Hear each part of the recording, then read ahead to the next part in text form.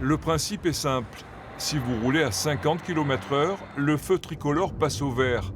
Au-dessus, vous restez bloqué quelques secondes au rouge avant de pouvoir repartir. C'est un tronçon à peu près de 250 mètres où il y a à peu près 12 000 véhicules jour.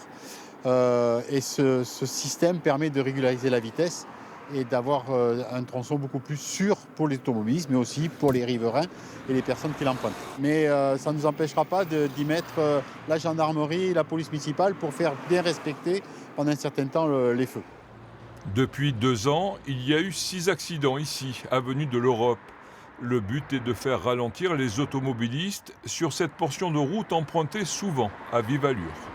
C'est vrai que les gens ont tendance à être concentrés sur autre chose que leur conduite et du coup, ça permettrait peut-être un peu moins d'accidents. Des fois, on est surpris de voir un feu là où ça tape pas. Il n'y a pas de croisement, il y a un feu. Et on est obligé de ralentir et je pense que c'est pas plus mal. Oui. Oh oui, c'est un très bon système. C'est très bien. Parce qu'ils arrivent, ils arrivent vite et puis au rond-point, ils n'arrivent jamais à freiner à temps. C'est très bien.